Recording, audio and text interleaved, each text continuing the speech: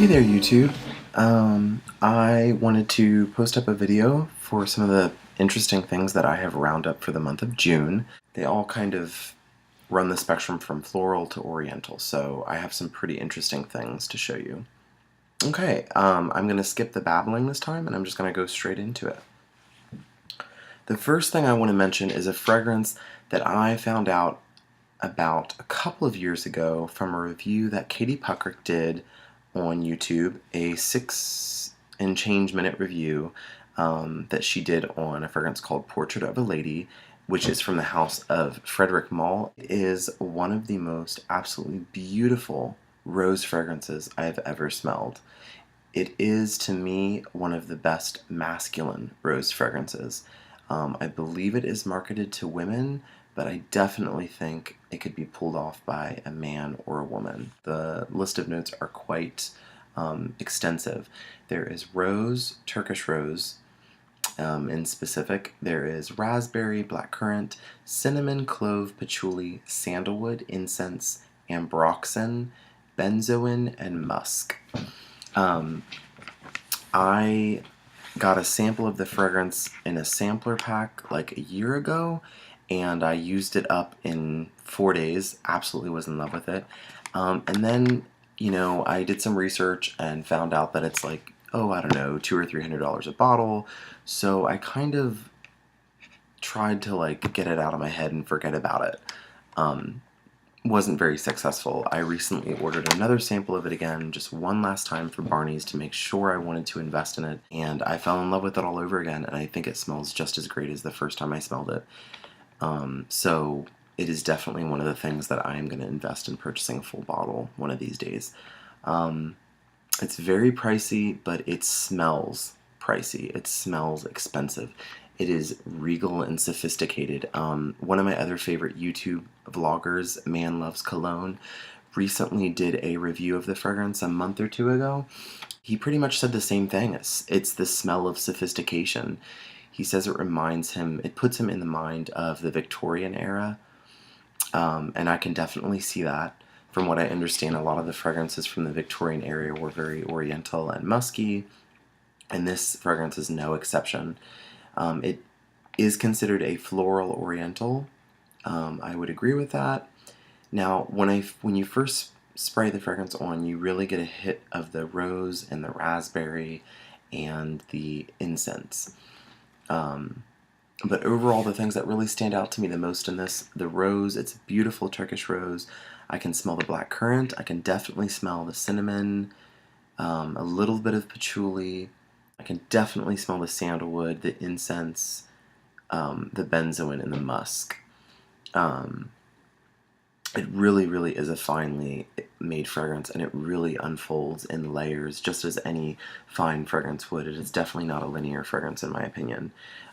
So that is my take on Portrait of a Lady by Frederic Malle. The next fragrance that I want to talk about is also a fragrance from the house of Frederic Malle and was created by Maurice Roussel.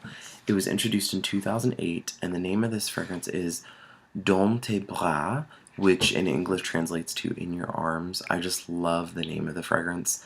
I am a hopeless romantic, so. Notes in this fragrance are heliotrope, jasmine, woods, patchouli, pine, cashmere, sandalwood, musk, incense, and violet. And through, this is a violet fragrance. If you do not like violet fragrances, you will not like Dans tes bras. When you smell it right away, you're hit with a really piney violet. I can smell the pine and the violet right away. And then as it wears on, I can kind of smell the heliotrope, which gives it kind of an almondy, rubbery quality. I can smell a little bit of the woodiness and the incense. So those are the things that really stand out to me in Dans tes bras. It's interesting. It really is kind of a dichotomy, this fragrance. When you first spray it on, it kind of has a very powdery, floral, vintage kind of Victorian quality to it, but then as it wears on, it becomes very sparse and woody and aromatic and very modern and slightly masculine. I definitely think because the violet is so pronounced in this fragrance that it leans definitely more towards the feminine side of the spectrum, but I think a man or a woman could pull this off. It's a fragrance I really enjoy, and I am definitely considering buying a full bottle of this. I really, really enjoy it. If I could really compare it to anything, I would say it's a little bit like Paris by Balenciaga, but much more interesting. The next fragrance I want to talk about actually won the Fifi Award just recently for Best Independent Fragrance. And the fragrance I'm talking about is Oud by Maison Francis Kurkdjian. Francis Kurkdjian has several Oud fragrances in his collection, but this is just the classic original Oud. It has a really nice box. Like, this is a sleeve that you take off, and then there's like a really hard, thick cardboard encasing that you take off, and then within that the bottle rests in this little thing, which has kind of a design. And then you take the bottle out, and it's a beautiful gray, kind of violet-y color. The cap is gold tone with gold tone font, and the emblem is embossed on the top of the cap. So anyway, this is a really nice fragrance. It came out in 2012, so it's very recent. It has Laotian oud, cedarwood, spices, patchouli, and saffron. I can definitely smell the oud. It is definitely through and through an oud fragrance. I can smell the spices, the patchouli, and the saffron for sure. Now the thing about this fragrance is it is surprisingly rather linear. The way it smells when you first spray it on is kind of what you get the whole thing through. You're going to get at least 6 to 8 hours with this fragrance. The lasting power is excellent. It is an eau de parfum, and from what I understand, it is marketed to both men and women as a unisex fragrance. In my opinion, it leans a little bit more masculine because it's so dry and spicy. It kind of puts me in mind of Viktor and Rolf's Spice Bomb, except for this is, much more finely blended. It smells a lot more natural, a little bit less synthetic. I like Spice Bomb, but I would have to say this is definitely a better fragrance.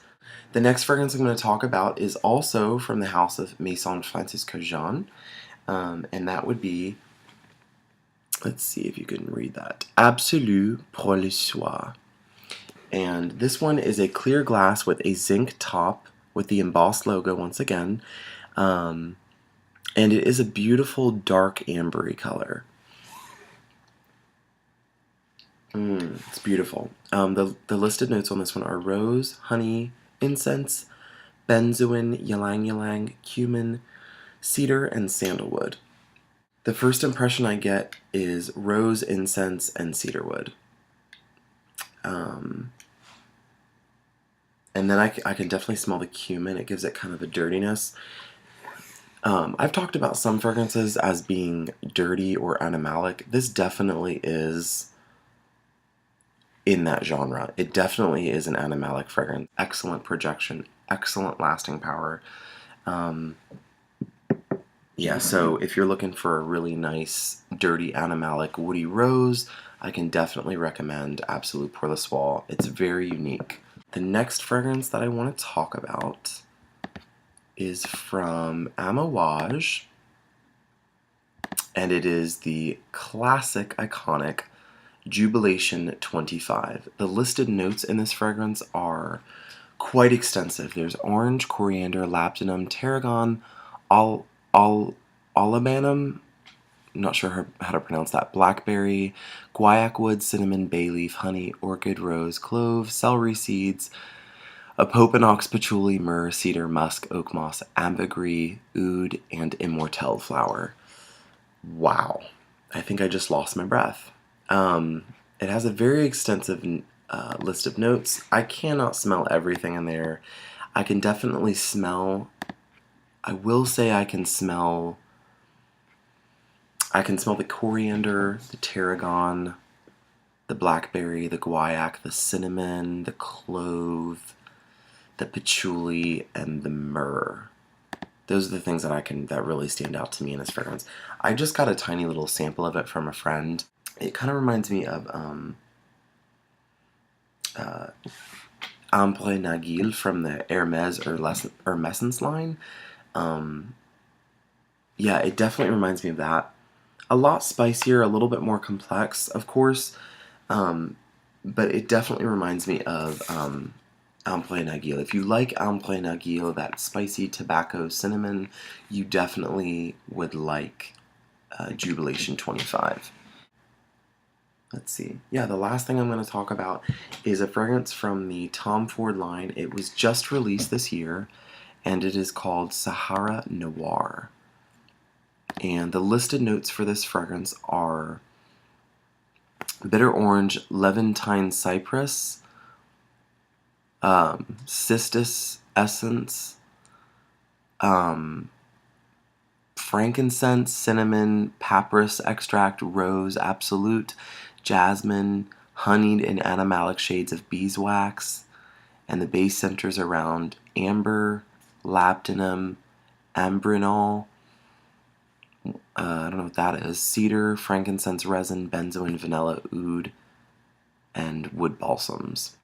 I do smell all of those notes, but there's just something in it, and I'm not sure if it's just with my skin chemistry, but there is something in it that smells kind of like a tie between metal and ammonia. I just really don't like it. I got a small decant of it. I'm really glad I didn't buy a full bottle because I don't love it. There's something in it that's just really metallic. I can definitely smell, the amber and the wood resins and the spices and things like that. It is a nice fragrance, but there's just something in it that smells kind of metallic, and it kind of turns me off.